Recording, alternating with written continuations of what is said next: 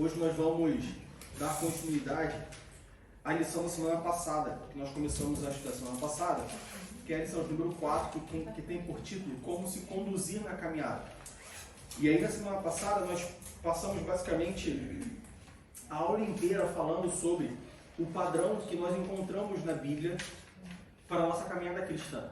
E aí nós vimos o que é um padrão. Um padrão é um modelo, um padrão é uma meta, onde nós temos uma forma de comparação, um elemento de comparação. E nós vimos que na Bíblia o nosso padrão de vida cristã, o nosso padrão a ser seguido é o próprio Jesus Cristo. Nós falamos que é possível, pode não ser fácil, mas é possível, porque se fosse impossível seguir o padrão de Jesus Cristo, a Bíblia não falaria para nós seguirmos o padrão de Jesus Cristo. Então, o que nós entendemos é que, sim, Jesus era Deus, mas ele também era homem, e no que diz respeito ao padrão a ser seguido, é o padrão de Jesus como homem. Então, a Bíblia não fala, por exemplo, para a gente seguir o padrão de Jesus Cristo, e nesse padrão está incluído a gente saber o que se passa no coração do próximo. Como nós temos várias passagens nos evangelhos que mostram que Jesus sabia o que estava no coração das pessoas. Ali, Jesus sabia isso não como homem, sabia isso como Deus. Mas, quando Jesus, por exemplo, fala para Deus, orando, que fosse feita a vontade de Deus e não a vontade própria dele, ou quando Jesus fala ou demonstra o amor que ele tinha pelo próximo, até mesmo o amor que ele tinha por Judas, que o havia de trair, né? Próximo da traição, a gente vê Jesus demonstrando amor por Judas. Então essas demonstrações se incluem sim no padrão que nós precisamos como cristãos ter em Jesus Cristo para a nossa vida cristã. Então nós falamos sobre isso na aula passada. E aí hoje nós vamos entrar sobre algumas características que a Bíblia nos dá, além de ser o padrão Jesus Cristo, né? Olha, se você quer ser cristão, você deve seguir a Jesus, você deve fazer o que Jesus fez, andar como Jesus andou. O que é um padrão, mas a gente também precisa, certamente a gente precisa também avaliar, não avaliar, mas considerar que é um padrão talvez muito subjetivo, né, para muitas pessoas. Apesar de ser um padrão direto, ou seja, você tem uma pessoa que tem ali, né, de certa forma, 3 anos de história, com vários atos, você consegue, de fato, de forma tangível, saber o que ele fez e fazer igual, mas a gente também entende que para muitas pessoas isso pode ser, se não para a maioria de nós, se não para todos nós, isso pode ser uma coisa muito subjetiva. Para ser cristão eu tenho que fazer o que Jesus fez. Tá, mas e aí? Como assim o que Jesus fez? Para ser cristão eu tenho que seguir o padrão de Cristo. Tá, mas e aí? Ou seja, pode ser uma coisa muito subjetiva. Então a lição ela destaca 4 características ou 4 formas de viver a nossa vida cristã, de forma que o padrão Jesus Cristo fique mais tangível, fique mais fácil de ser alcançado e principalmente de ser entendido. Então a primeira característica que a gente encontra está lá em Efésios capítulo 5, nós lemos na semana passada também. Efésios capítulo 5, do verso 15 ao verso 17. Efésios capítulo 1, do verso 15 ao verso 17.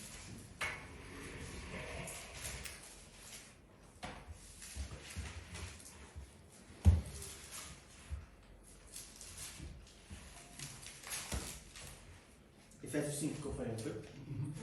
Efésios 5, do 15 ao 17. E aí, para quem tiver com a semana livre, para quem não tiver também serve, mas se nós lermos o capítulo 5 de Efésios, nós temos mais um padrão para a nossa caminhada cristã. Não mais um padrão no sentido de termos 2 padrões, a gente escolhe qual que a gente quer seguir, mas a gente tem um complemento, se é que a gente pode falar que precisamos complementar a Jesus Cristo, mas a gente tem o apóstolo Paulo sendo ainda mais específico sobre o padrão Jesus Cristo, outras características que é inclusive que nós vamos ver agora. Mas o capítulo 5 de Efésios é um capítulo muito rico no que diz respeito a como nós cristãos devemos nos portar, como nós cristãos devemos viver a nossa vida cristã.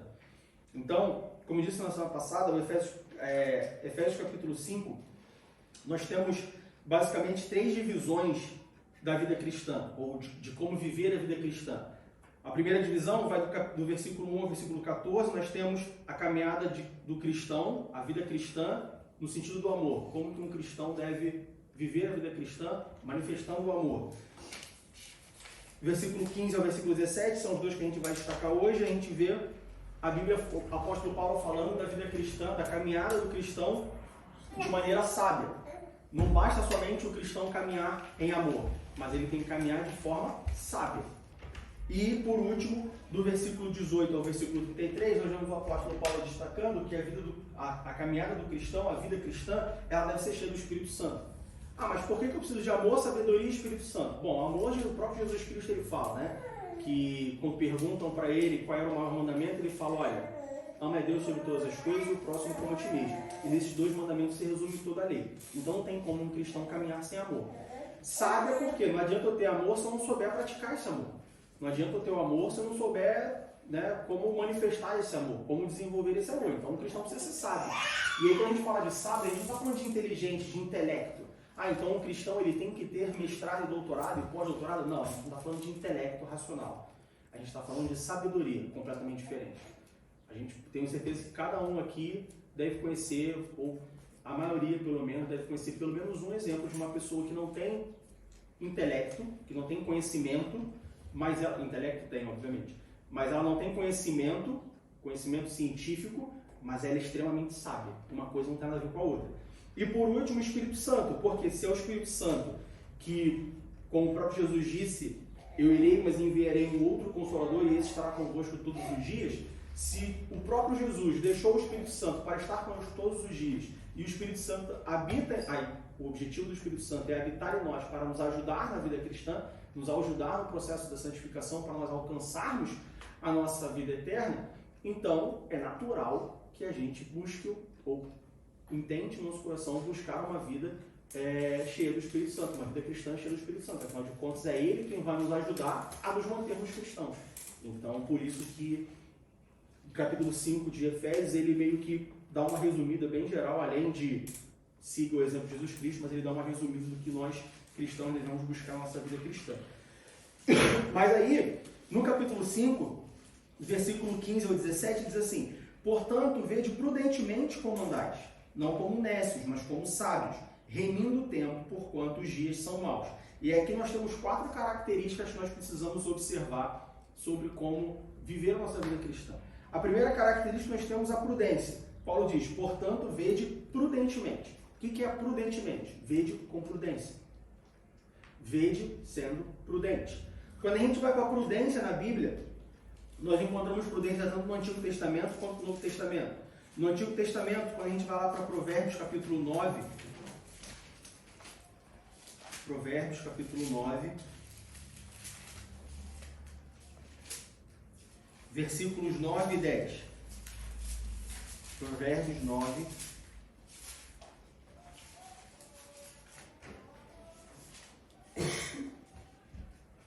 e 10. Diz assim: dá instrução ao sábio, e ele se fará mais sábio. Ensina ao justo, e ele crescerá em entendimento. O temor do Senhor é o princípio da sabedoria, e a ciência do santo, a prudência. Então, Salomão ele nos diz que a prudência é a ciência do santo, ou seja, o conhecimento do santo. E aí, ciência aqui, de novo, não é ciência no sentido secular. Não é, então, quanto mais graduado um cristão for, mais prudente ele é? Não. Aqui é a ciência do santo no sentido de conhecimento da palavra de Deus. No versículo 9 diz, dá instrução ao sábio e ele se fará mais sábio. Ensina ao justo e ele crescerá em entendimento. Então aqui a gente está falando em conhecer a palavra de Deus, em conhecer a Deus. Quanto mais você conhece a Deus, quanto mais você conhece a palavra de Deus, mais prudente você se torna, mais sábio você se torna e, consequentemente, mais prudente você se torna. No Novo Testamento, quando a gente vai lá para Efésios capítulo 1, versículo 8, Efésios capítulo 1,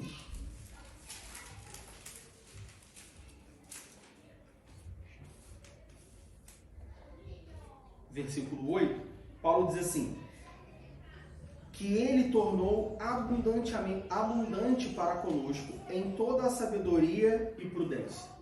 Então, quando a gente junta Provérbios capítulo 9 e Efésios capítulo 1, nós entendemos que quando a gente observa prudência na Bíblia, quando a gente vê sobre prudência na Bíblia, em Provérbios nós encontramos que a base da prudência, vamos dizer assim, o que leva um cristão a ter uma vida prudente é o conhecimento da palavra de Deus. Quanto mais você conhece a palavra de Deus, quanto mais você conhece a Deus, e aí de novo, a gente não está falando de conhecimento científico. Não adianta você, já sei, entendi, Diego, então agora eu vou passar minha vida inteira conhecendo a Bíblia, eu vou conhecer tudo da Bíblia. Você perguntar para mim quantas vírgulas tem na Bíblia, eu vou te dizer, não, isso é um conhecimento técnico. Isso é um conhecimento, vamos dizer assim, de certa maneira, secular. A gente está falando de conhecimento da Bíblia, de vivência da Bíblia, de conhecer a palavra de Deus, de ter vivência na palavra de Deus, de ter experiências com Deus, de ter intimidade com Deus. São coisas completamente diferentes.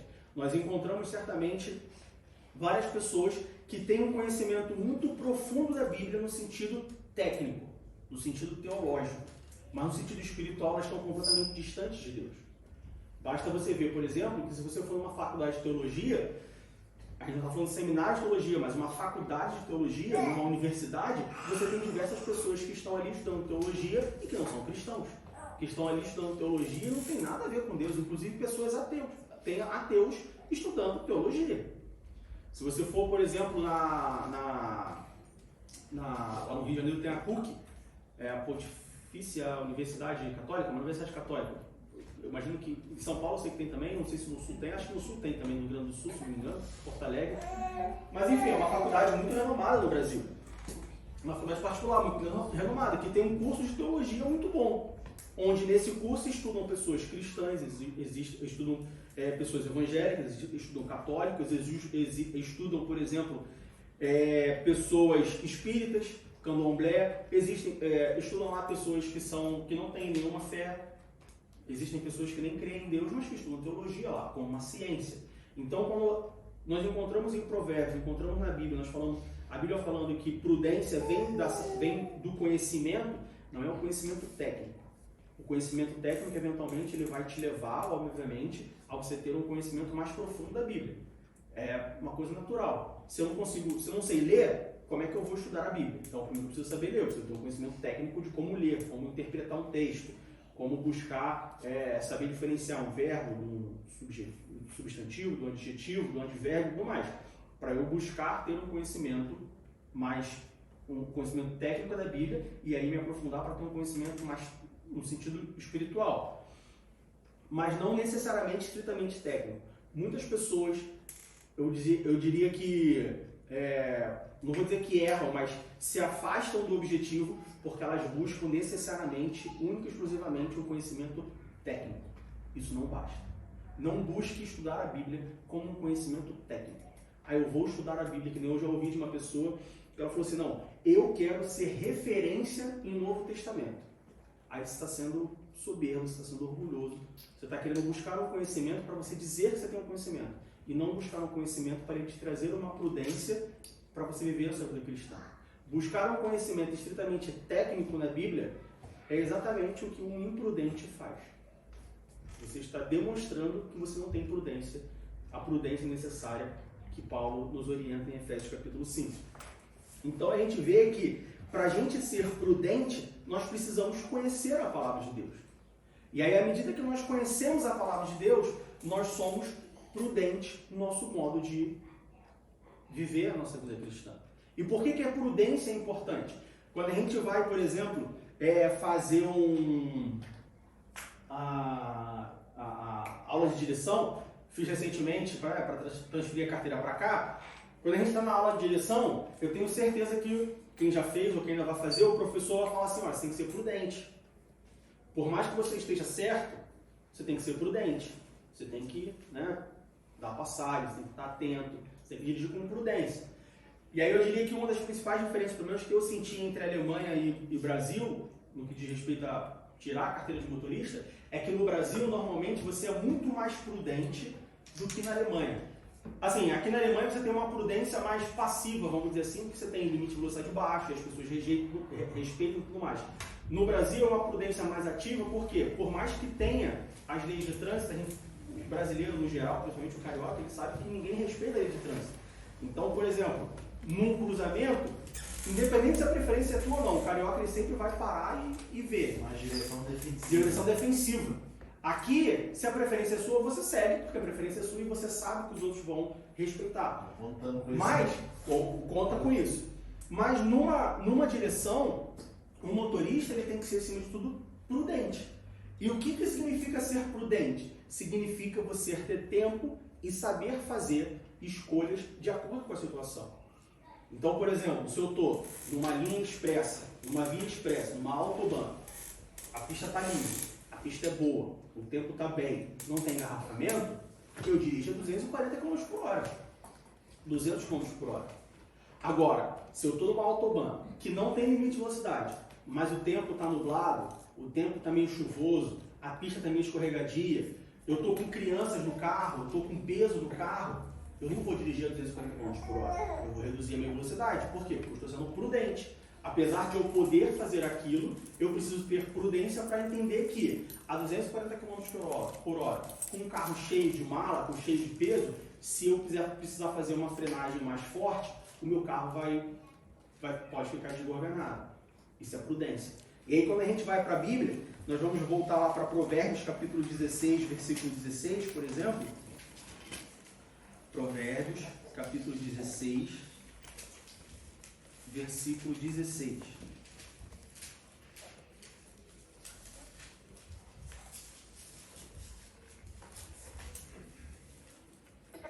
Provérbios 16, Salomão nos diz o seguinte: quanto melhor é adquirir a sabedoria do que o ouro, e quanto mais excelente adquirir a prudência do que a prata.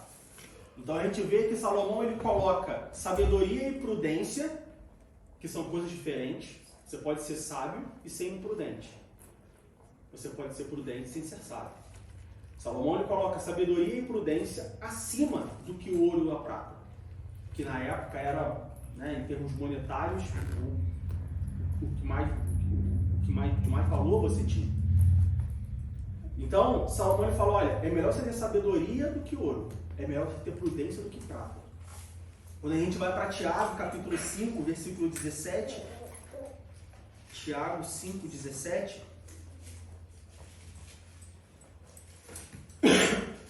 Diz assim: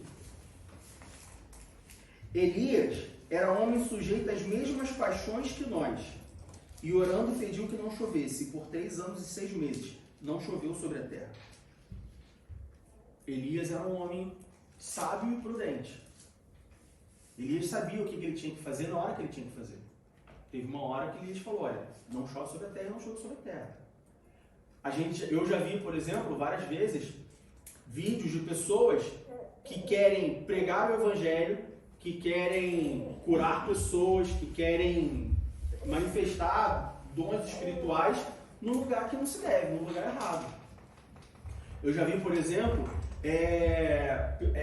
em momento de luto, né, você está num velório, ao invés da pessoa se preocupar em consolar o outro, e claro, sempre há espaço para a pregação do evangelho, mas ao invés da pessoa consolar e pregar o evangelho, a pessoa afastava quem estava ali, que não era crente, da igreja, porque falava, olha, tá vendo aí, ó, foi pro inferno, ou cuidado para você não ir pro inferno, você não sabe para onde você vai, ou seja, prega um evangelho, vamos dizer assim, que não é prudente nem sabe naquele momento.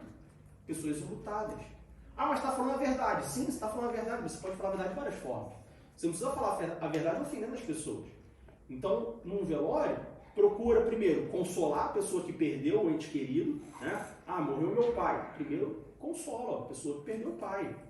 Você pode pregar o evangelho? Claro, de novo, sempre há espaço para a pregação do evangelho. Mas temos que ter prudência e sabedoria até mesmo para pregar o evangelho. É o que o Tiago também fala em relação a dar comida, né? Exatamente. Primeiro você dá a comida, o que comer, o que se cumprir. Depois você prega o evangelho. Aí você vê pessoas que pegam um morador de rua, por exemplo, e aí, não, porque você tem que aceitar Jesus e tal, e a pessoa está lá com fome, com frio, fedendo, com cabelo cheio de piolho. Não, porque tem que aceitar Jesus. Tá, primeiro você dá um banho, corta o cabelo, bota uma roupa cheirosa, dá comida, aquece. Depois que a pessoa estiver bem, aí você prega o evangelho para essa pessoa. Falta de sabedoria, falta de prudência. Então, um cristão, ele precisa de prudência. Porque a prudência é uma virtude, vamos dizer assim, uma característica que nos permite agir com cuidado, agir com moderação, agir de forma inteligente em situações que precisam, que demandam esse tipo de comportamento, esse tipo de atitude. É por isso que eu falo bastante aqui, a Bíblia, você não pode entender a Bíblia como um livro de pode e não pode. Porque entender a Bíblia, um livro de pode ou não pode, faz com que você seja imprudente automaticamente, ou consequentemente. Te leva a ser uma pessoa imprudente. Porque te leva a ser uma pessoa que, no popular, e me perdoe se eu vou ofender alguém, mas igual aqueles cavalinhos que você vê na rua que colocam uma viseira assim, um cabresto, né? Igual o cavalo com cabresto, que não consegue olhar para o lado. Não tem a visão periférica. Por quê? Porque fica, né, assim, e aí não consegue olhar para o lado, não consegue ter uma visão ampla, não consegue ser prudente, não consegue avaliar a situação que está à frente e se comportar de acordo com aquilo. Um cristão tem que ser prudente, um cristão tem que ser sábio.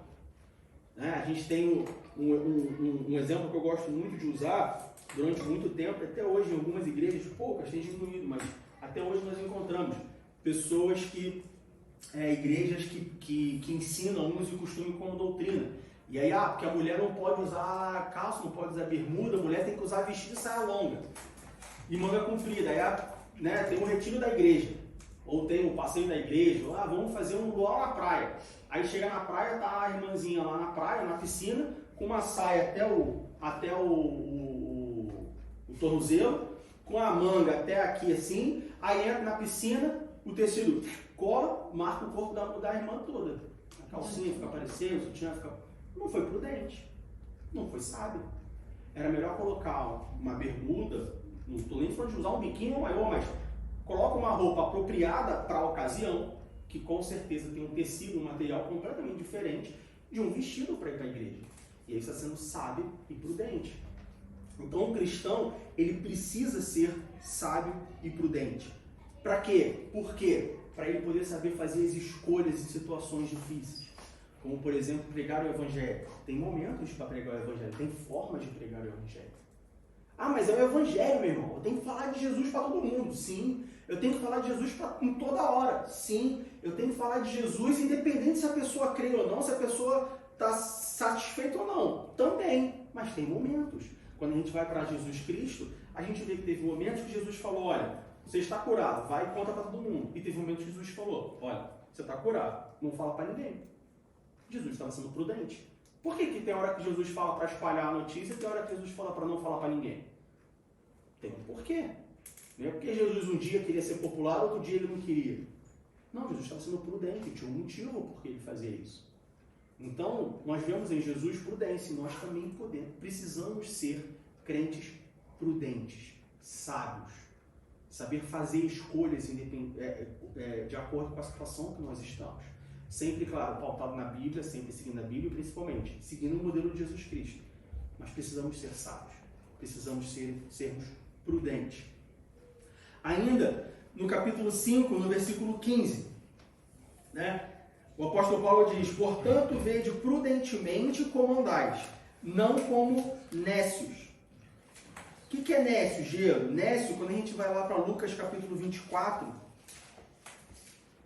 versículo 25, Lucas capítulo 24, versículo 25, Jesus diz assim, e ele lhes disse, ó nécios e tardos de coração para crer tudo o que os profetas disseram.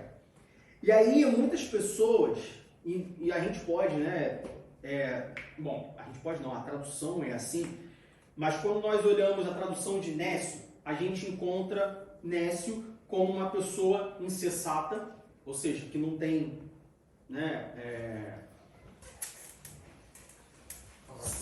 que não tem parafuso, que não tem senso, uma pessoa louca. Então a gente encontra insensato, a gente encontra tolo, a gente encontra ignorante, a gente encontra, e normalmente a gente leva a palavra nécio para a pessoa louca. Louca no sentido de sem parafuso a menos. Não louca no sentido clínico, no sentido médico, porque existem pessoas que realmente elas têm um diagnóstico de loucura, elas são de fato loucas, elas estão no hospício. Mas normalmente quando a gente lê a palavra nécio, a gente traduz para alguém tolo, alguém que tem um parafuso a menos, alguém que, até é meio avoado, vive como quer e tudo mais. Mas nécio também tem como significado a palavra embotado.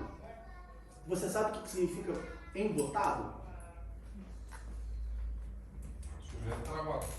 Travado. De alguma forma, a pessoa que não se expõe. Embotado sugere ou dá o sentido de uma pessoa ou de algo que não está afiado. Então você pega uma faca, por exemplo, e essa faca não está afiada, e aí você pega aquela faca para cortar a carne. E aí tu passa, e a carne não corta. Porque essa faca está embotada. Porque essa faca é uma faca nécia. A gente pode assim dizer. Um cristão, ele não pode agir como nécio. No versículo 15, Paulo diz: não, portanto, vede prudentemente como andais. Não como nécios, ou seja, não ande como um nécio. Não ande como um tolo, não ande como um ignorante, não ande como um insensato. Mas, principalmente, não ande como alguém que não está afiado. E aí, traduzindo nécio como embotado ou como não afiado, a gente consegue ter uma ideia melhor do que Jesus quis dizer lá em Lucas 24, 25. Porque lá em Lucas 24, 25, olha o que Jesus diz.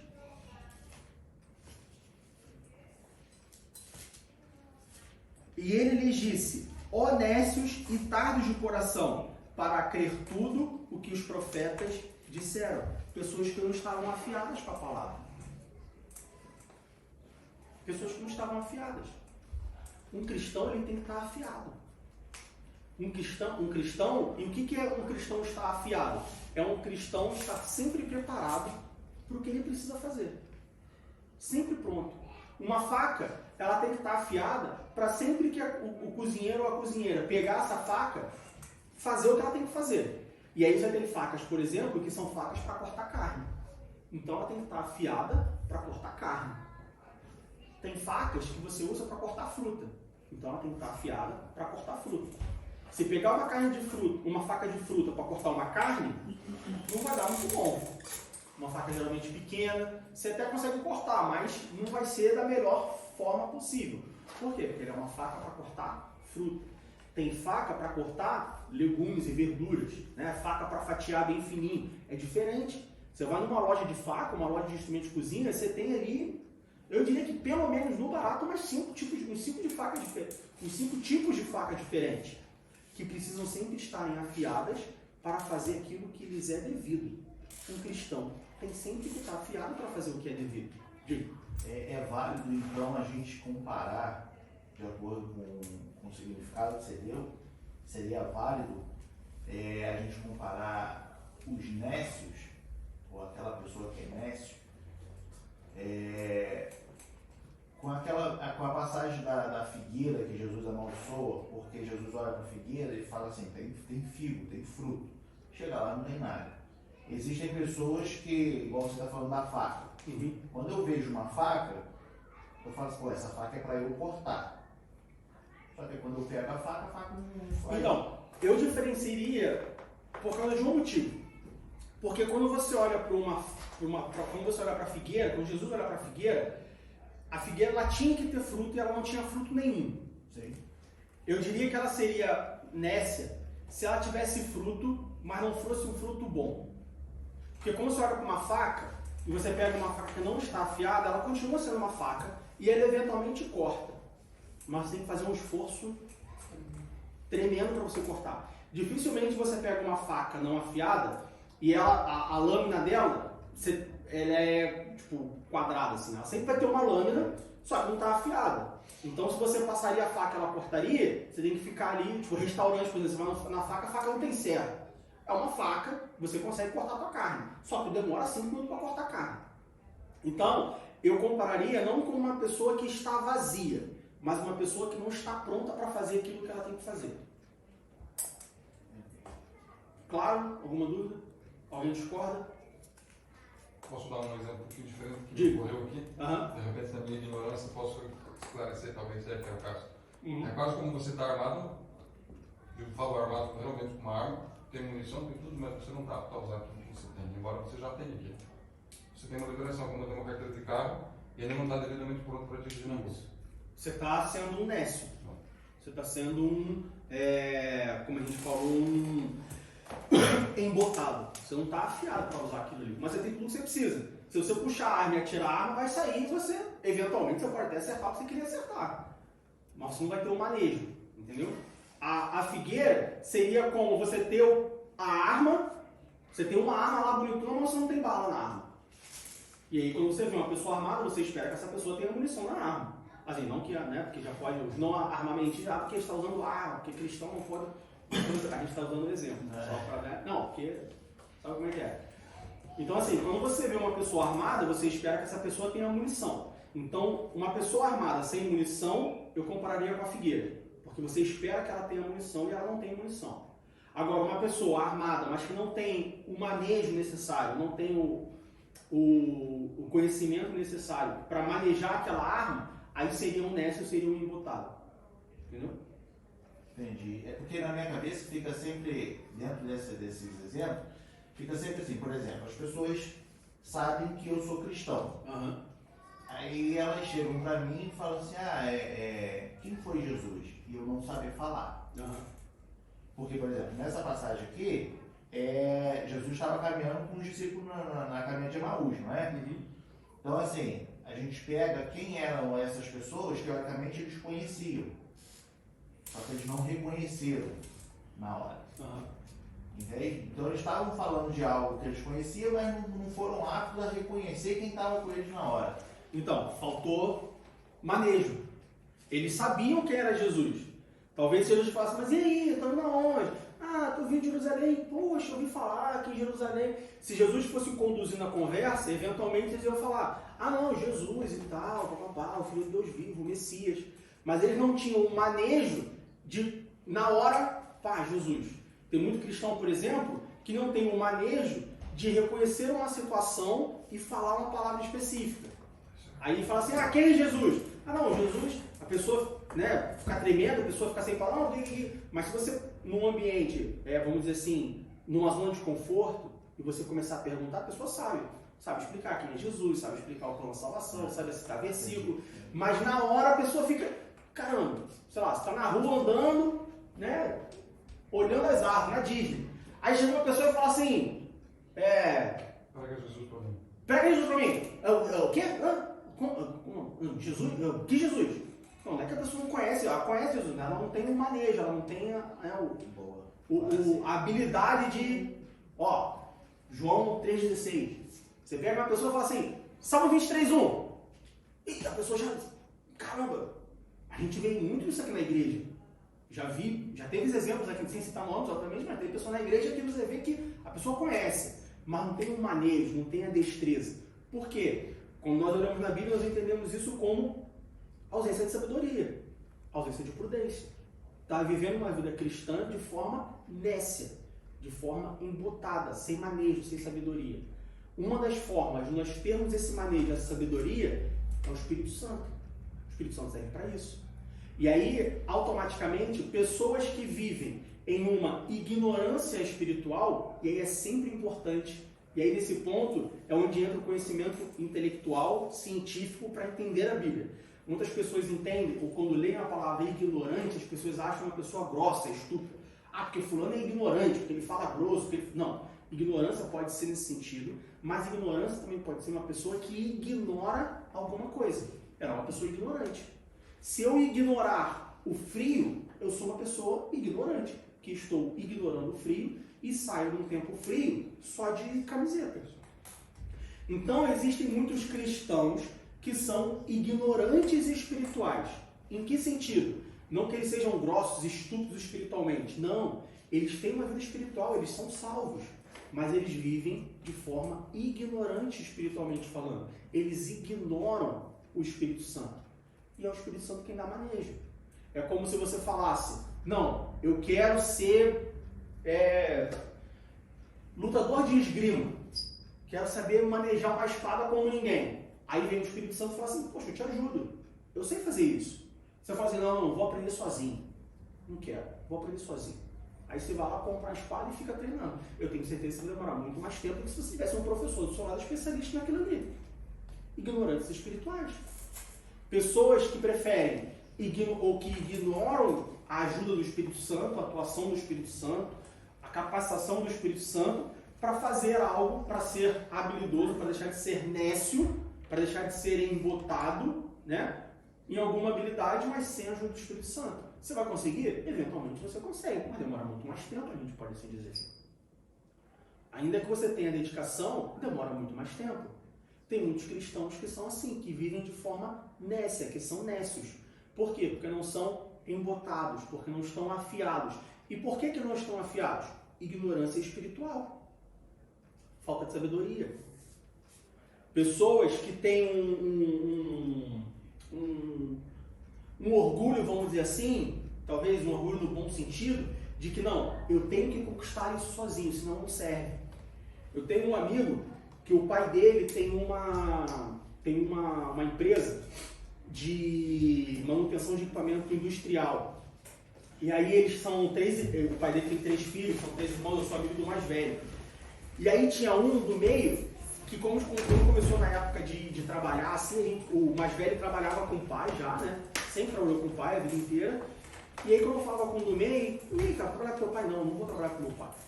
Eu quero conquistar o meu espaço, eu quero conquistar as minhas coisas por mim mesmo, não quero a ajuda do meu pai. E eles falam, cara, mas teu pai tem uma empresa, cara. Não é porque tu trabalha com teu pai que significa que tu vai ser, né, playboy para a vida inteira, que tu não vai... Não, tu pode realmente trabalhar, cara, estuda e tal. Pô, teu irmão trabalha, não tem vergonha em trabalhar com o pai. Tem pessoas que têm, e aí não estou julgando a pessoa, cada um é cada um, mas tem pessoas que se sentem envergonhadas quando elas fazem alguma coisa com a ajuda de alguém, não a ajuda de a pessoa ajudar a fazer, mas a pessoa pegar e colocar no, né? Ah não, eu quero conquistar um emprego por mim mesmo, eu quero ir lá, aplicar para vaga, fazer entrevista, não quero que ninguém leve meu currículo. Mas qual o problema de alguém levar o teu currículo? Não tem problema nenhum. É uma ajuda. É a mesma coisa com o Espírito Santo. Tem pessoas que é como se fala assim, não, eu quero conquistar a minha sabedoria, eu quero conquistar o meu conhecimento sozinho, sem a ajuda de ninguém. Mas o Espírito Santo tem para isso, por que você não tem a ajuda dele? Não, o mínimo possível. Não, por que o mínimo possível? Se pode ser mais, então que seja mais. É melhor que consegue mais rápido e você exerce aquilo ali mais rápido. Mas esse tipo de estudo faz com que nós sejamos nécios. E aí Paulo fala em Efésios capítulo 5, versículo 15, mais uma vez. Portanto, vede prudentemente como andar. Um crente tem que ser prudente. Saber tomar decisões certas, na hora certa, da forma certa. Como que um crente pode ser prudente? Através da sabedoria. Nós vimos lá em Provérbios. Não como nécios. Um crente não pode andar como nécio. O que é nécio? É louco? É estúpido?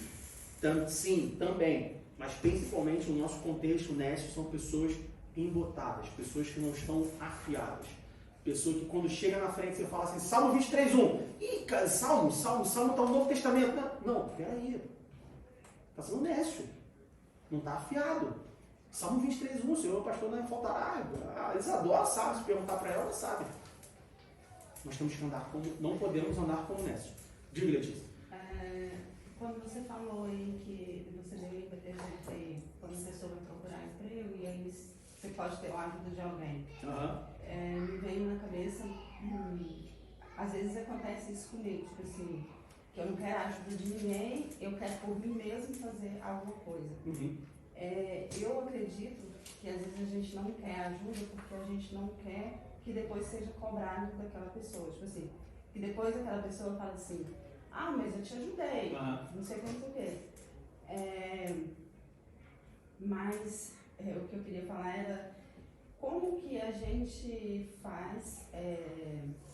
Eu tenho assim, tentado pedir a ajuda do Espírito Santo e de ouvi-lo mais, mas como que a gente faz para não sentir isso? Tipo assim, se ele me ajudar, eu sei que eu tenho um preço a pagar. Lê para mim Efésios capítulo 5, versículo 15. Portanto, vede prudentemente como andares, não como necios, Pronto. mas como sábios. A Bíblia é perfeita. O que vem antes de Nécio? Vedes prudentemente como andares. Antes de deixar de ser nécio, você precisa ser prudente. Por quê? Vamos lá para Efésios capítulo 2, versículos 2 e 3. Efésios 2, 2 e 3. Em que, no outro tempo, andastes segundo o curso deste mundo, segundo o príncipe das potestades do ar do Espírito, que agora opera nos filhos da desobediência, entre os quais todos nós também antes andávamos nos desejos da nossa carne, fazendo a vontade da carne e dos pensamentos, e éramos por natureza filhos da ira, como os outros também. Você não consegue deixar de ser nécio sendo imprudente. Por isso que Paulo fala, vede prudentemente como andais, não como nécio. Primeiro você tem que ser prudente. Se você for prudente e tiver sabedoria, você vai saber, por exemplo, distinguir se a ajuda que estão te oferecendo é uma ajuda da carne ou uma ajuda do Espírito. Se a ajuda que estão te oferecendo é uma ajuda para depois falar, olha, eu te ajudei, você vai ter que fazer o que eu quero, que a gente vê, por exemplo, muito político, né? Político, vamos votar uma lei, o que acontece? Olha, eu voto na lei, aí passou não sei o que, ó, tu tem que votar na minha lei também, cara, porque eu votei na tua, a ajuda da carne. Ou se é a ajuda do Espírito. O eunuco está passando, chega Filipe e fala assim, entende tu o que leite? Aí o eunuco fala assim, como que eu vou entender se não tem ninguém que explique? Então vamos lá, eu te explico, ó. Ajuda do Espírito. O Espírito Santo pegou Filipe e levou ele para o eunuco. Imagina, você está andando de carro lá, aí brota a pessoa, do nada. Brota a pessoa e fala assim, Letícia, tu entende o que está fazendo? Você quer ajuda com o currículo? Me dá teu currículo que eu vou dizer.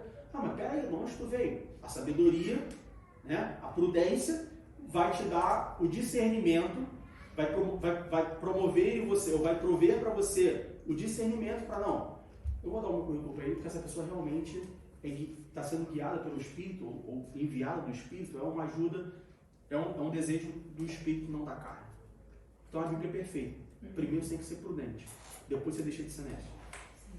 Uma coisa está ligada à outra, vamos assim dizer. Entendeu? Mais alguma dúvida, alguma pergunta? Não? Então vamos ler Romanos capítulo 8, versículo 8. Olha o que está escrito em Romanos 8, 8.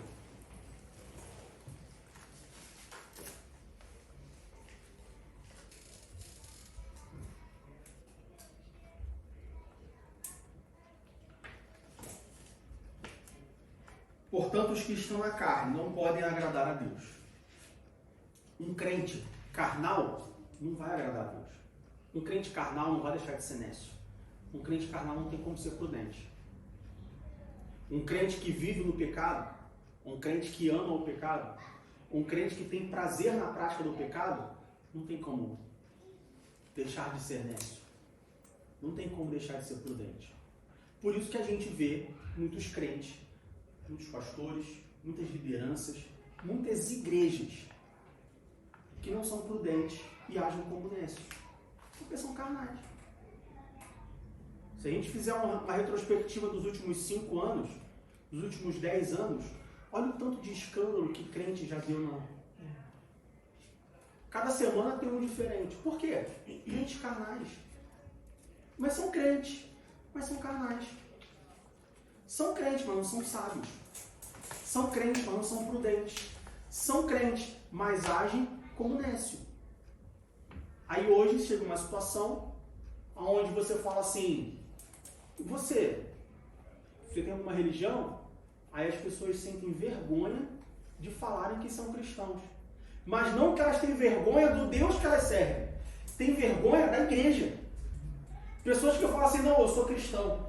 Ah, legal, poxa, bacana. De que igreja você é? A pessoa tem vergonha de falar o nome da igreja. Qual a igreja? Eu sou Assembleia de... Assembleia de Deus é daqueles malucos que fica gritando, que fica... Vergonha. Tem pessoas que têm vergonha de falar o nome do pastor delas. Ah, você é crente? Sou crente e tal.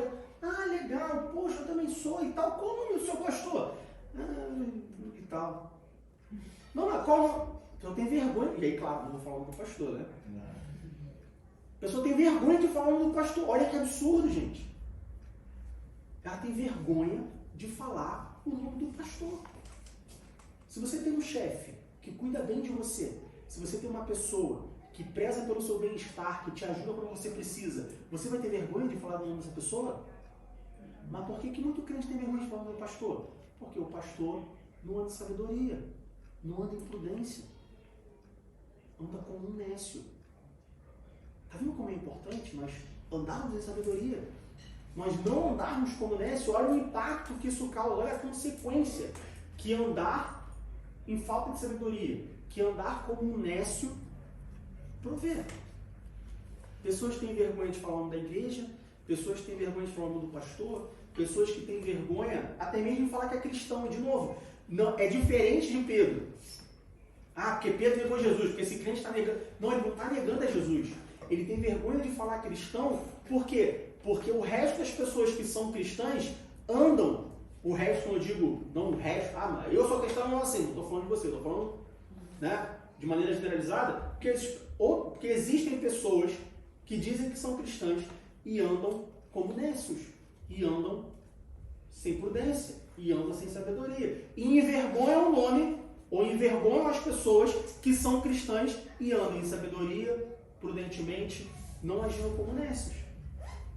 Por isso que a gente tem que buscar andar prudente, por isso que a gente tem que buscar ser sábio, por isso que a gente tem que buscar a não andar como nécio. Diego, eu entendi, eu como cristão, eu tenho que ser prudente, sábio, para não andar como nécio. Eu tenho que andar como então? Versículo 15. Portanto, de Efésios capítulo 5. Portanto, vedes prudentemente como andais, não como nécio, mas como sábio. Um cristão, ele tem que ser sábio. Como assim sábio, Diego? Sábio. Buscar sabedoria. E aí, quando a gente foi lá para Provérbios, a gente viu como que a gente busca sabedoria. Com a palavra de Deus. Eu já vi uma pessoa, e um dos argumentos, pode não ser o argumento mais bíblico, mas ainda assim um argumento válido.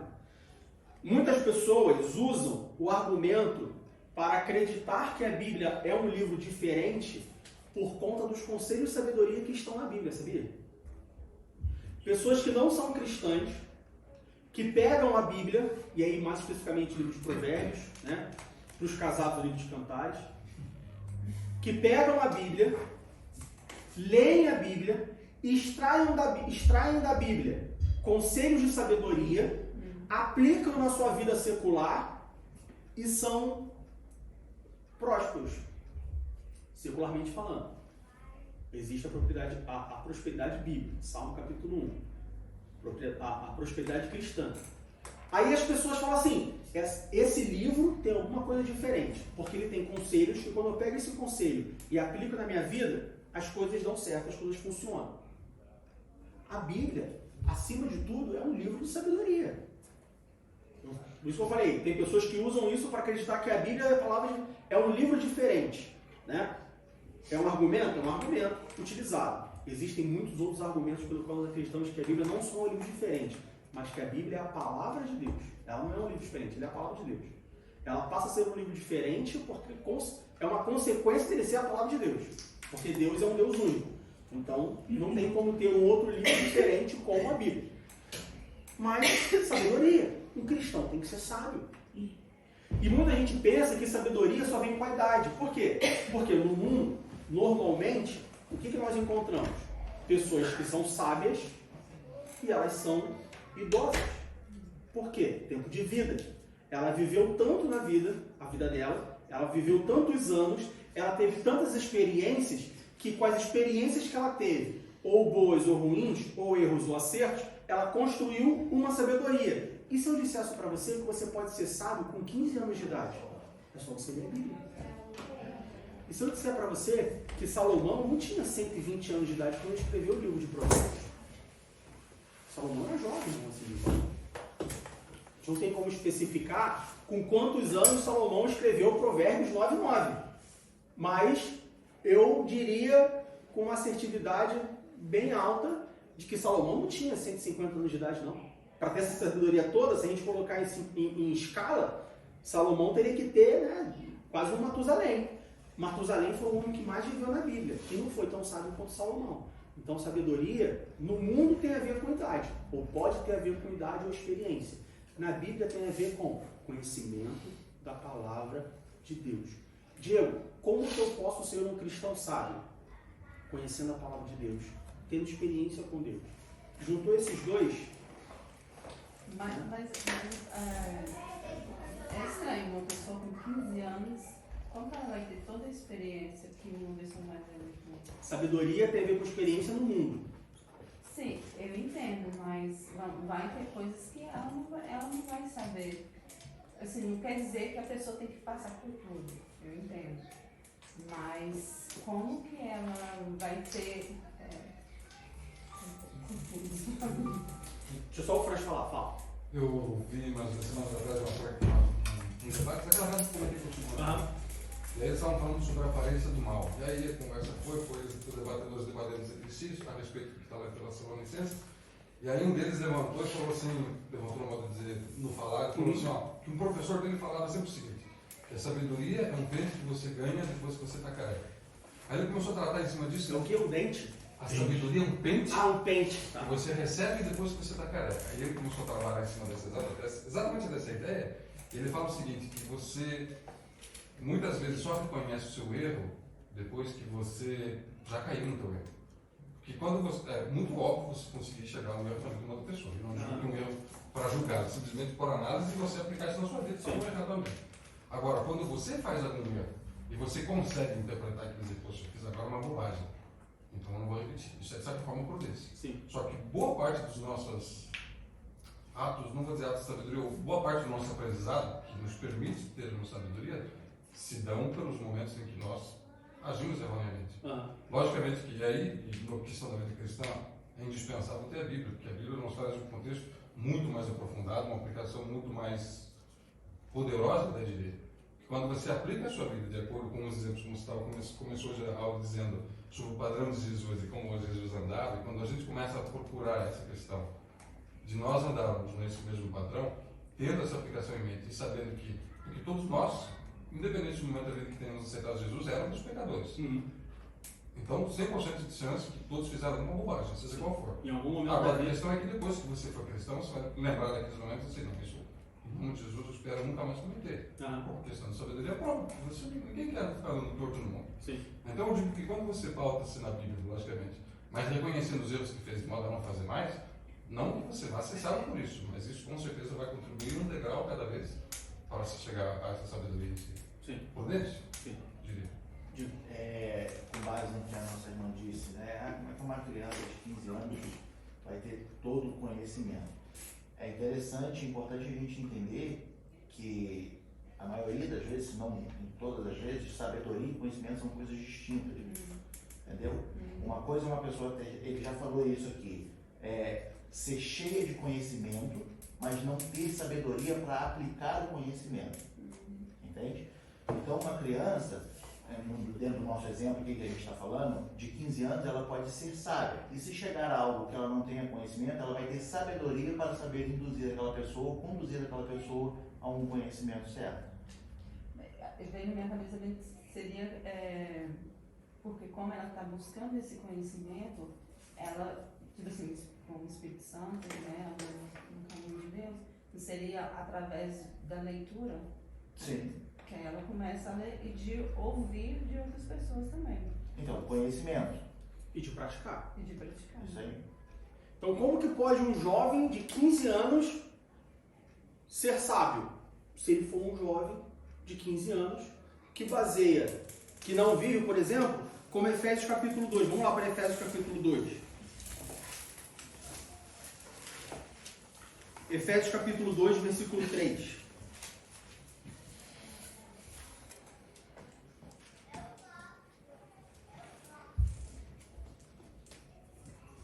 Entre os quais todos nós também antes andávamos nos desejos da nossa carne, fazendo a vontade da carne e dos pensamentos, e éramos por natureza filhos da ira como os outros também. Se ele for um jovem de 15 anos, que ele não anda segundo os desejos da sua carne, que ele não faz a vontade da sua carne, que ele não faz a vontade dos seus pensamentos, automaticamente ele vai ser um jovem sábio. Por mais que ele não tenha errado tanto quanto uma pessoa de 60 anos de idade. Por mais que ele não tenha 80 anos de vida. Vamos para Eclesiastes capítulo 11.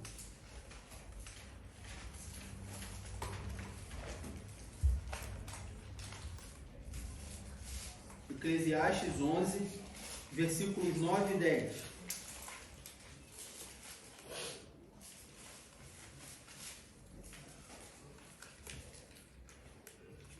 Eclesiastes 11, 9 e 10. Alegra-te, jovem, na tua mocidade, alegra-se o teu coração nos dias da tua mocidade, da tua mocidade, e anda pelos caminhos do teu coração e pela vista dos teus olhos. Sabe, porém, que por todas essas coisas te trará Deus a juízo. Afasta-te, pois, a ira do teu coração e remove da tua carne o mal, porque a adolescência e a juventude são vaidade. O que um jovem tem normalmente? Vaidade. Ele acha que ele é o dono do mundo. Vai numa manifestação dessa aí de meio ambiente, de não sei o quê, só tem jovem. Por quê? Porque eles acham que são dono do mundo. Eles acham que vão mudar o mundo dormindo, acampando num parque, ficando 5 dias sem comer. Se colando no chão. Se colando no chão. Mas aqui tem muito velhinho. Vai nesses protestos. Porque na segunda sua carne. Não, mas aqui, né? Aqui é igual adolescente. É igual adolescente. Se abrir a cabeça é igualzinho. Tá vendo? Outro é Salmos capítulo 119, versículo 9. Não, vamos aproveitar que a gente está em Eclesiastes, vamos para Eclesiastes capítulo 1.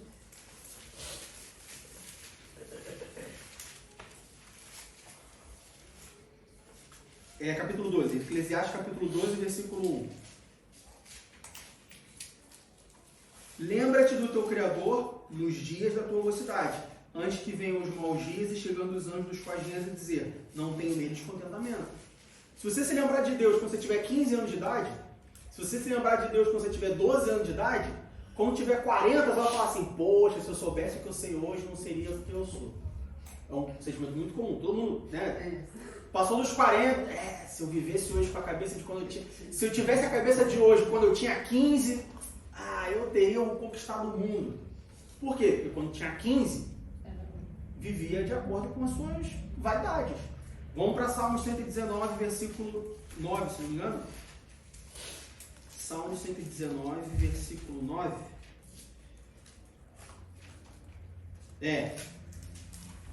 Salmos 119, versículo 9.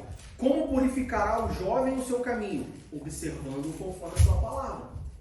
Então é possível um jovem de 15 anos ser sábio?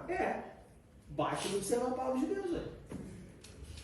Para o mundo isso é impossível, porque um jovem de 15 anos não tem experiência para ser sábio.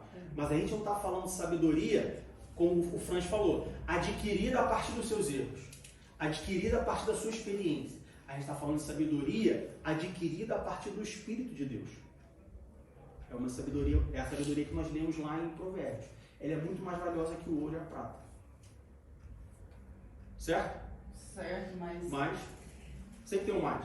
Sempre o mais vem na cabeça é que uma pessoa, uma criança de 15 anos, os pensamentos são Por quê? A gente Porque leu em Salmo eu 119. sei, mas o que acontece? Porque você está ali, o seu corpo está em preparação e assim, é muito confuso. Sem até dúvida. para a pessoa própria, entendeu? Sem dúvida.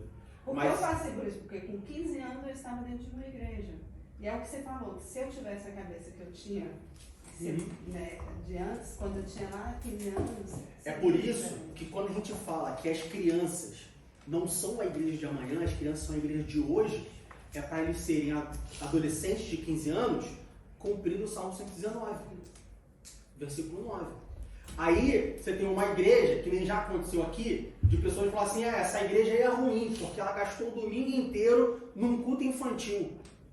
Já tivemos um depoimento desse tipo. Nécio. Sim, nós não gastamos um domingo inteiro num culto infantil. Nós estamos preparando crianças, investindo em crianças, para eles serem adolescentes guiados conforme a palavra. Salmo 109, versículo 9. Para serem adolescentes sábios. Então quer dizer que nós estamos trabalhando as crianças, que o nosso objetivo, né, um dos nossos objetivos é nosso objetivo da igreja, trabalhar as crianças, igreja como um todo, não essa igreja aqui, trabalhar as crianças para eles serem adolescentes de 15 anos, com terno, gravata, andar com a Bíblia debaixo do braço, dar a paz sobre todo mundo. Não. Eles continuaram sendo adolescentes, brincando, fazendo o que tiver que fazer, até mesmo errando, mas sábios, guiados pelo Espírito Santo, instruídos pelo Espírito Santo. E faz todo sentido, porque talvez se eu tivesse, quando eu era criança, porque eu ia para a igreja com minha mãe, de criança, pequenininha, mas não tinha a escola bíblica. E para a igreja não significa nada. Eu não ia, não tinha. Estritamente, puramente ir para a igreja significa você está indo para algum lugar fazer alguma coisa. O fato de você... eu fui criado na igreja, passei a minha infância inteira na igreja. Tá, mas fazendo o quê? Eu passei muito tempo na igreja brincando. Eu passei muito tempo na igreja que o pastor estava falando, eu estava... No telefone não estava, porque, né? Sou um pouquinho antes. Experiente. Eu sou experiente. Mas eu estava trocando figurinha, mas eu estava namorando, mas eu estava vendo um jogo de futebol. Estava em outra coisa. Então, estar na igreja não significa nada. Seja para adulto, para criança ou para adolescente. O importante é estar na igreja fazendo o quê? Você está na igreja aprendendo? Você está na igreja ensinando? Você está na igreja, mas você só aprende domingo? É o que a gente fala para os pais, por exemplo. Não adianta eu trazer meus filhos para a igreja só no domingo e eles só aprenderem a palavra de Deus no domingo. Aí os outros 6 dias, eles buscam sabedoria em outro canto. E no domingo eles buscam sabedoria na igreja? É uma conta que não fecha. Mas e aqueles que vão, que faz o certo, a escola bíblica, que eu tenho exemplo disso também, mas que se afastam? Aí a gente também não tem controle também. Não tem controle sobre tudo. Entendeu? Mais alguma dúvida, alguma pergunta? Então, vede prudentemente como andais, não como necios, ou seja, não como pessoas embotadas, pessoas que não estão afiadas, tá? Ignorância espiritual, ausência de sabedoria. Como pode um crente ser nécio? A gente já deu o exemplo do pecado, por exemplo. A gente já deu o exemplo da ignorância espiritual, não pessoas grossas espiritualmente, mas pessoas que ignoram a ação do Espírito Santo. São pessoas que estão vivendo como nécios, pessoas que estão vivendo embotadas, não nécios de novo. Então o crente que não crê no batismo do Espírito Santo é um crente maluco? Não, talvez eles sejam desafinados. Desafinado é... Desalinhado. Quando não está afiado, está... Blando. Não está afiado. Poderia estar mais afiado. Cego, né? Cego. Está cego. Poderia estar... mas eu estou afiado. Tá, mas sempre pode estar mais. Você tem a carne que corta quando você passa 2 vezes, tem a carne que quando chega perto, a faca, quando a faca chega perto assim, a carne já abre, já. De tão afiada que ela tá. Né? Tem aquela faca japonesa que passava no comercial da Manchete. Isso aí. Mas, Efésios capítulo 5, versículo 15 diz: não como nécios, mas como sábios. O que é um cristão sábio? No grego, a palavra sábio significa uma pessoa hábil. Olha aí, o oposto de uma pessoa nécia. Uma pessoa hábil, uma pessoa perita. Em suma, uma pessoa que vive uma vida guiada pelo Espírito Santo. Uma pessoa sábia. Automaticamente, se nós nos deixarmos sermos guiados pelo Espírito Santo, se nós buscarmos nós sermos cheios do Espírito Santo, nós vamos ser uma pessoa sábia, nós vamos ser uma pessoa perita, nós vamos ser uma pessoa afiada, nós vamos ser uma pessoa prudente. Por quê? Porque o Espírito Santo vai falar: cuidado, buraco, olha, não vai ali, olha, fala isso, olha, é assim, não, agora você fica calado, agora você fala, agora você aumenta a voz, agora você abaixa a voz, agora você liga, agora você vai pessoalmente. Porque o Espírito Santo. Você quer alguém mais sábio, mais prudente, mais afiado que o Espírito Santo? Não existe. Então o que Paulo está falando aqui, olha só, não viva por você. Espírito Santo, seja sábia, seja afiada, viva uma vida guiada pelo Espírito Santo. Efésios capítulo 1, versículo 8, diz assim, Efésios 1, 8. Que ele tornou abundante para conosco em toda a sabedoria e prudência.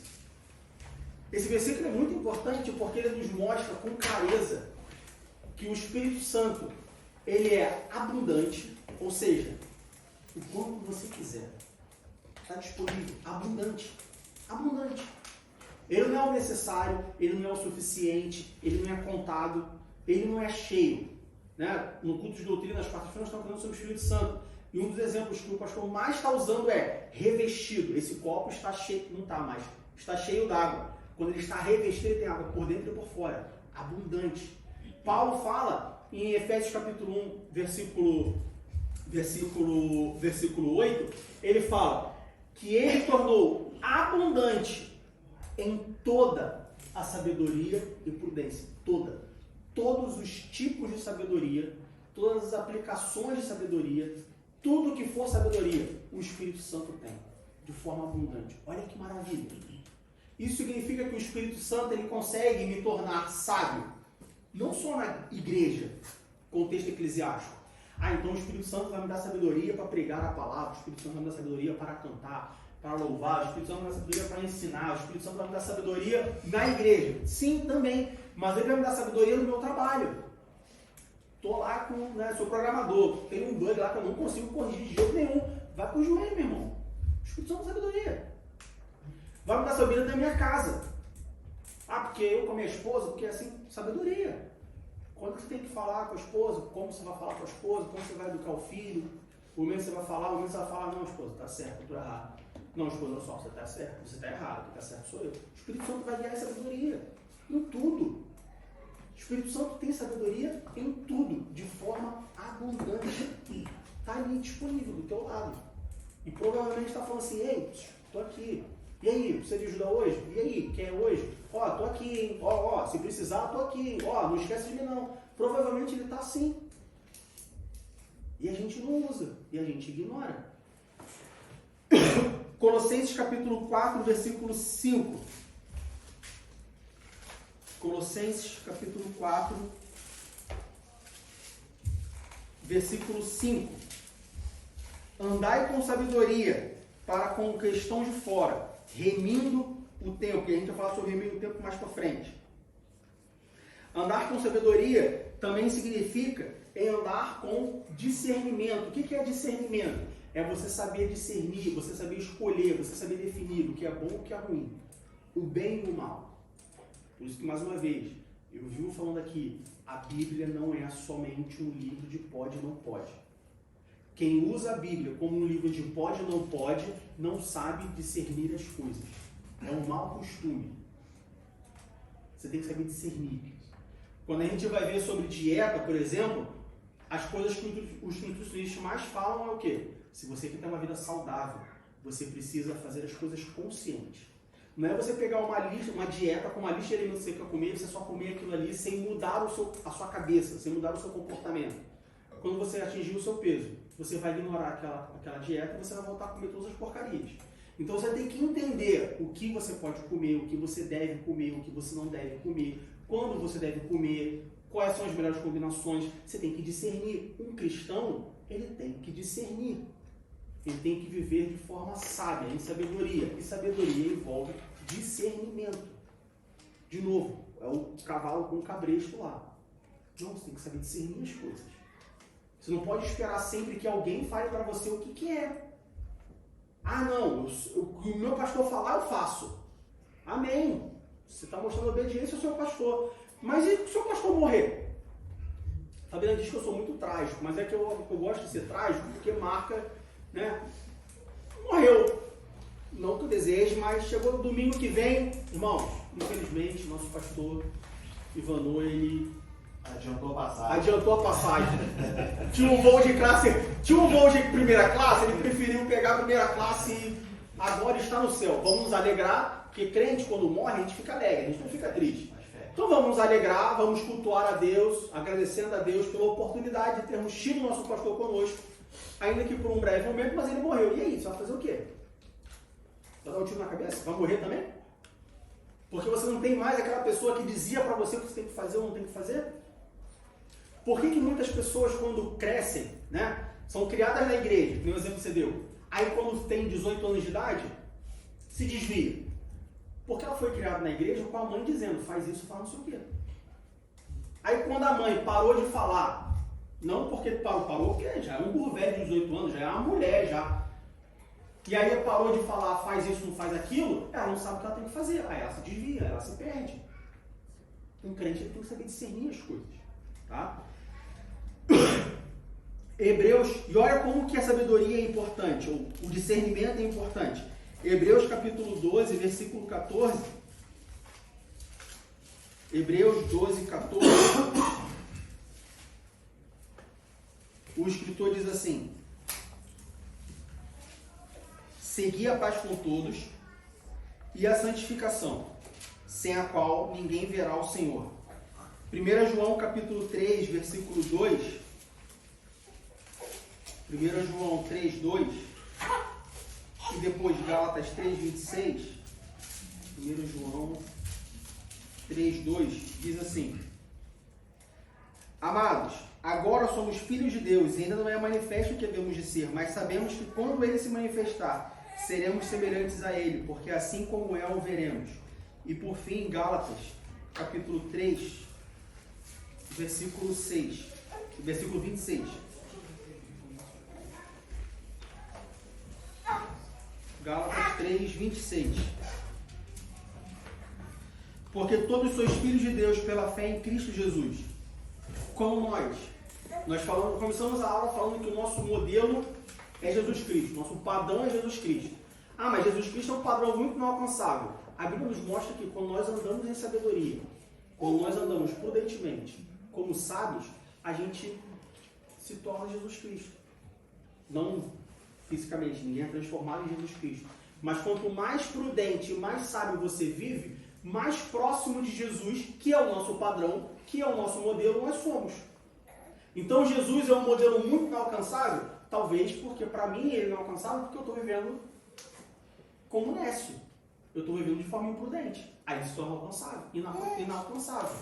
Aí se torna difícil chegar como ele. Mas a Bíblia nos mostra e nos garante, de certa forma, que se nós andarmos em prudência e em sabedoria, quanto mais prudente, mais sábio nós andarmos, mediante o Espírito Santo, através do Espírito Santo, nossa vida, mais próximo de Jesus nós estamos.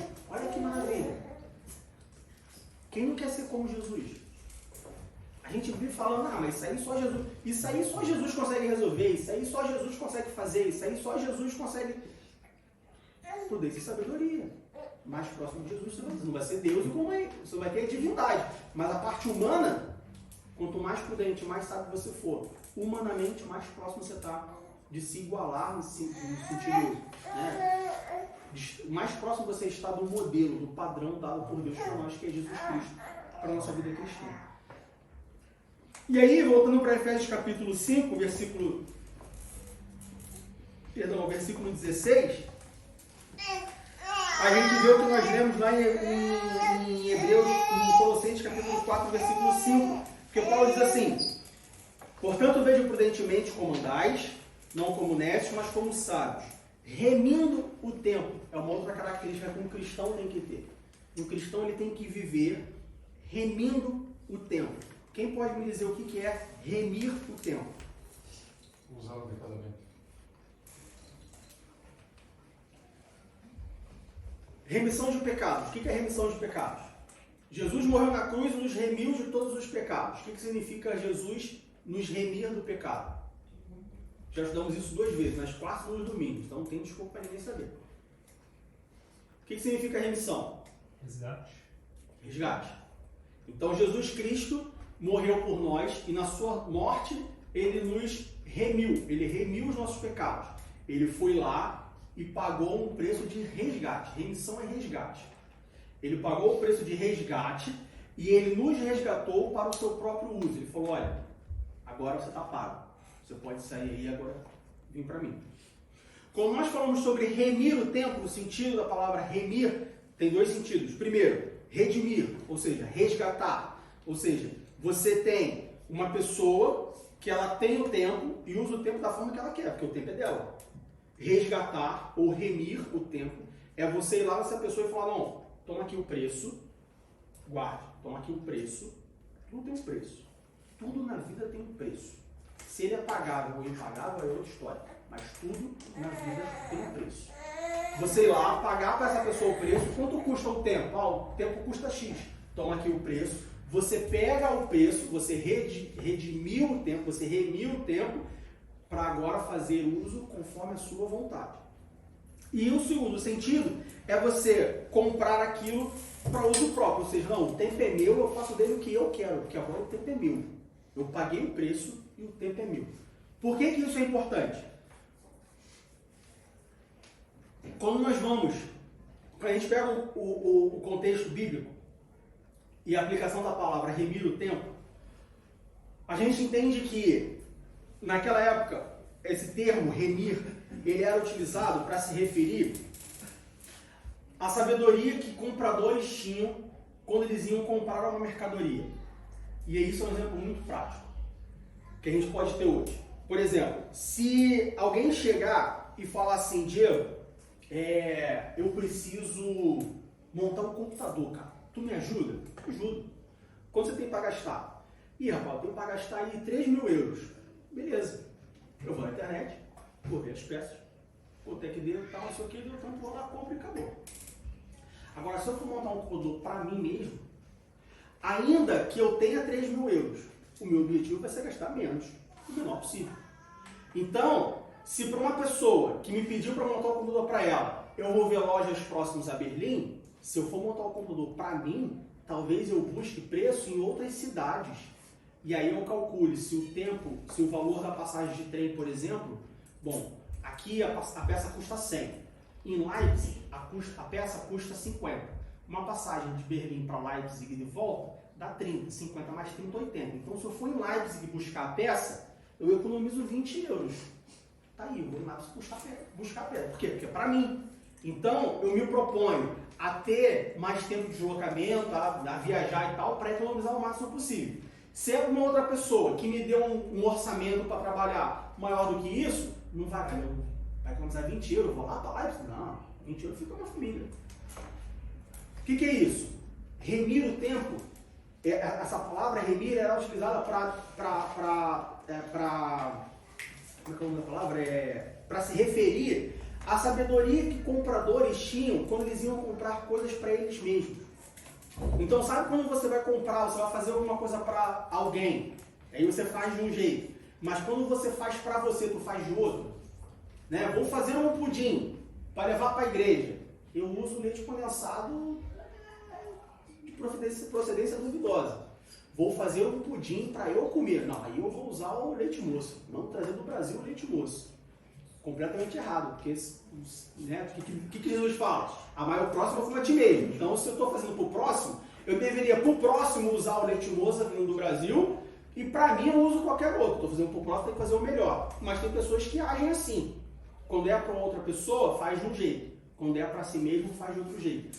Os mercadores, na época de Paulo, a palavra utilizada para se referir a eles era remir. Porque quando eles compravam para eles mesmos, eles negociavam um preço melhor, eles buscavam fazer o melhor uso, melhor aplicação daquilo que eles tentavam fazer. Por quê? Porque eram para eles mesmos. Remir o tempo é você usar o tempo, viver o tempo da melhor maneira possível. Da melhor maneira possível. É você usar o tempo que você tem da melhor maneira possível. Melhor maneira possível para quem? Quem pode me dizer?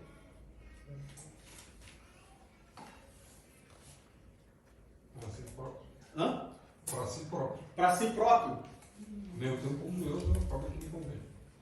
Alguém concorda, alguém discorda ou alguém complementa? Se eu usar o tempo da melhor maneira para mim mesmo, como que eu vou usar o meu sábado? De manhã, meu sábado, 7 horas da manhã, depois de uma semana de trabalho. Como que eu vou usar ele? Isso é uma questão de prioridade. Eu me refiro aí que na questão é, minha prioridade, vou dar um exemplo aqui prático, específico. A gente vem um sábado no ensaio, por exemplo. O meu objetivo é vir sábado no ensaio. O problema é quando o meu objetivo não é vir sábado no ensaio, você fica em casa.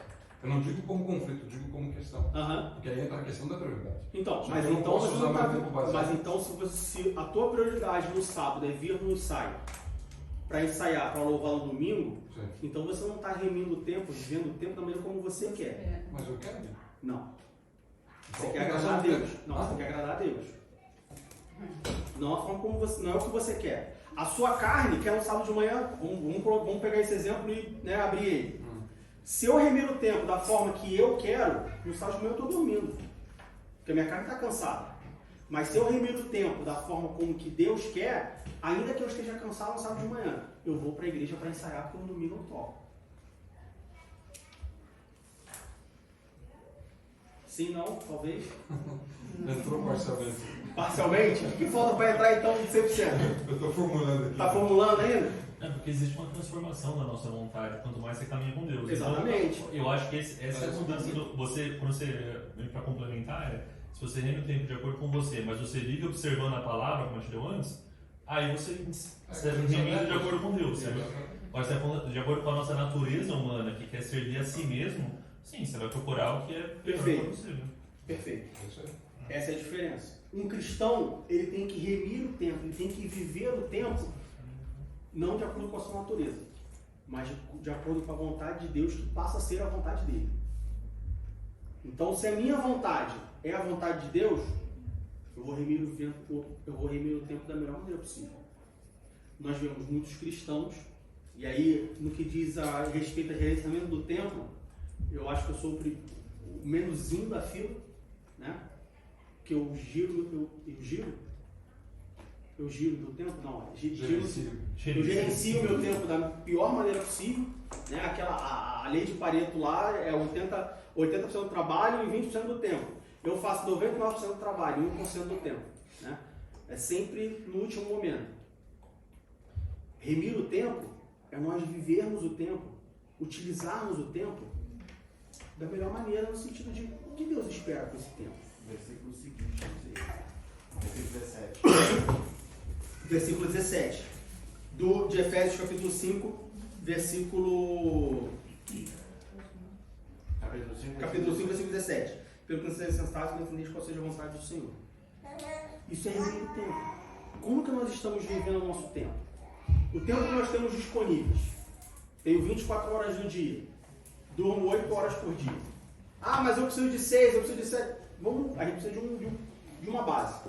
Vamos colocar 8 horas. Todo mundo concorda em 8 horas? Sim ou não? Ou querem outro número? 8 horas de sono. Tá bom. Padrão. Sobram 16. As outras 16 horas eu faço o quê? Não, Diogo, eu tenho que trabalhar. Vamos colocar então o trabalho. Quantas horas de trabalho por dia? Quem pode definir o número aí? Trabalho de 10 horas. 10. horas. Trabalho de deslocamento 10. Então de 16 sobram 10. As 6 horas que restam. O que você faz com esse tempo? Mais alguma coisa? Tomar banho. Todo mundo tem que tomar banho. Então vamos colocar o quê? Meia hora cada banho, 2 banhos por dia, tá bom? Um de manhã para começar o dia, um de noite para encerrar o dia. Ah, mas eu só tomo um banho por dia, então você ganhou 30 minutos aí. Tá remindo o tempo.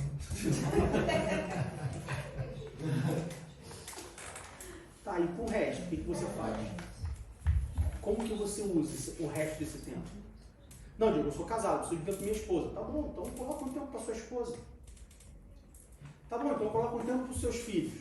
Então nós fechamos o corpo, descanso, fechamos o trabalho, fechamos a esposa, fechamos os filhos. E o que sobrou? O que nós fazemos com esse tempo que sobrou? Não, Diego, eu preciso de um tempo para mim. Tá bom, coloca o tempo para você. E o que sobrou? O que você faz com o tempo que sobrou? Isso é remir o tempo. Isso é remir o tempo. E aí a melhor forma de nós vermos como nós estamos remindo o tempo é literalmente pegando um papel. Eu aconselho um papel, porque se fizer isso no telefone, você vai acabar remindo o tempo da forma errada, porque com certeza vai chegar uma notificação que vai te Mas pega um papel de segunda a domingo, de meia-noite a meia-noite, e escreve tudo que você fez, o tempo que você fez. No final de semana você analisa. Eu acho que tem espaço para melhorar. Remir o tempo. Nós, como cristãos, nós precisamos remir o tempo. Como nós já tivemos uma aula aqui, uma revista, aqui no trimestre inteiro, onde nós falamos sobre mordomia cristã. E a gente falou sobre nós, como mordomos de Deus, a forma como nós administramos o tempo que nós temos. Nós precisamos remir o tempo. O apóstolo Paulo diz em Efésios capítulo 5, versículo 16, remindo o tempo, porque os dias são maus. Como assim, Diego? Os dias são maus? Os dias são maus porque nós vivemos num mundo, numa sociedade. Não é dias são maus porque as pessoas são más. Não. Nós vivemos numa sociedade onde tudo que acontece nessa sociedade é nos levar a não fazer aquilo que nós precisamos fazer. Das coisas mais básicas às coisas mais complexas. Eu acho que esse é um ponto, na verdade, que a gente se perde muito porque é o único recurso que você não consegue mais, né? Foi. Eu lembro eu até procurei aqui, é Salmo 90, versículo 12, né? Que é quando Davi fala, ensina-nos a contar os nossos dias para que alcancemos sabedoria. Que fala exatamente isso que a gente está discutindo aqui. Então, quando a gente entende que, né, que o nosso recurso ele não dá para você comprar mais, aí esse planejamento que você falou de todo dia, você vai falar assim, pô, eu tô ficando 1h30 no telefone vendo rede social. Pô, será que eu preciso de 1h30? Aí você soma aquilo num ano. Aí você fala assim, pô, acho que gasta 10, 15, 20 dias. Se de 1h30 você realmente não consegue ficar longe, mas se você diminuir de 1h30 para 1 hora, você já tem 30 minutos por dia. Você já consegue fazer outra coisa. Nós precisamos aprender a remir o tempo. Nós precisamos viver remindo o tempo. Ou seja, remindo, né? É um gerúndio, é um ato constante. Então, o viver remindo o tempo é todos os dias eu fazendo aquilo ali. Jesus, ele nos remiu do pecado. Ou seja, ele fez uma vez e nunca mais ele precisa fazer. Paulo, ele fala para nós vivermos remindo o tempo. Ou seja, é algo constante, todos os dias. Não é eu fazer hoje e acabou. Não, eu faço hoje, amanhã eu faço de novo, amanhã de novo, e de novo, e de novo. Ou amanhã que eu digo no futuro. Né? Pode ser um dia, pode ser uma semana, um mês, mas uma coisa constante.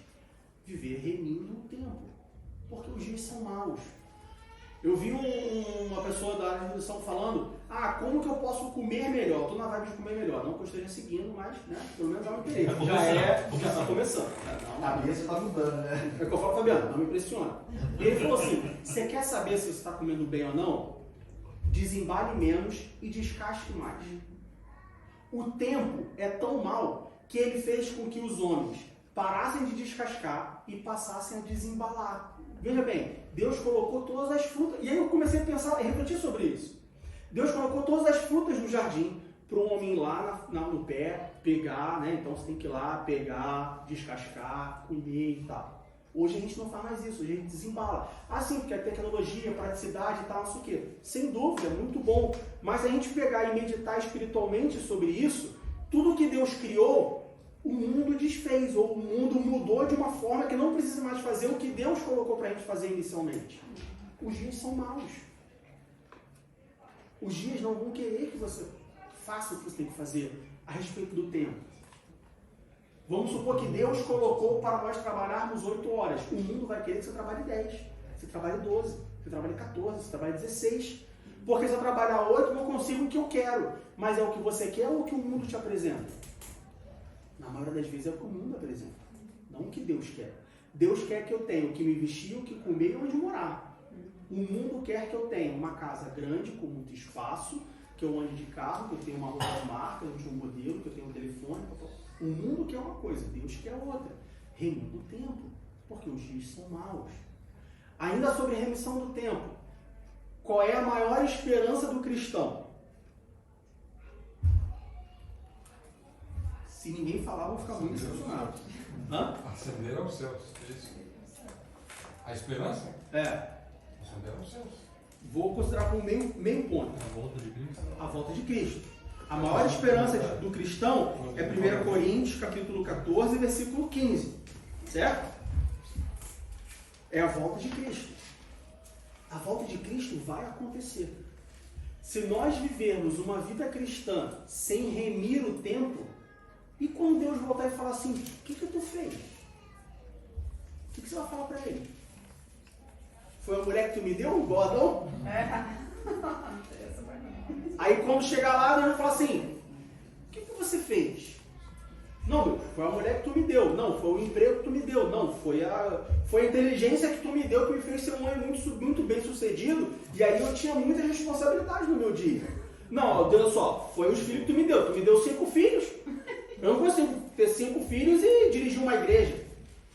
Vai falar o que para Deus? Vai colocar a culpa nos outros, igual Adão fez? A gente passou a vida inteira aqui, né? Culpando Adão por ter culpado Eva. E quando chegar no céu, você faz o quê? Se comporta igual a ele. Se comporta igual a ele. Faz a mesma forma. Por isso que Paulo fala em Efésios, capítulo 5, do versículo 15 ao versículo 17. Portanto, vede prudentemente como andais, não como nécios, mas como sábios, remindo o tempo, porquanto os dias são maus. Pelo que não sejais insensatos, mas entendei qual seja a vontade do Senhor. Se nós formos prudentes, se nós formos sábios, se nós remirmos o tempo, a gente entende qual é a vontade de Deus e pratica a vontade de Deus. E aí a gente volta lá para o início da lição da semana passada. O que Jesus fez? Ele entendeu a vontade de Deus. Ele cumpriu a vontade de Deus. O que ele falou? Pai, passa de mim esse cálice, mas que seja feita a sua vontade. Aproximamos ou nos aproximamos de Jesus quando nós andamos prudente, de forma sábia, remindo o tempo? A gente se aproxima de Jesus Cristo, que é o nosso modelo, que é o nosso padrão para a vida cristã. Quero ser um cristão, o que eu faço? Siga Jesus. Como que eu siga Jesus? Jesus é muito difícil. Não. Seja prudente, seja sábio, viva remindo o tempo. E você vai entender qual é a vontade de Deus para a sua vida. Você se aproxima de Jesus. Amém?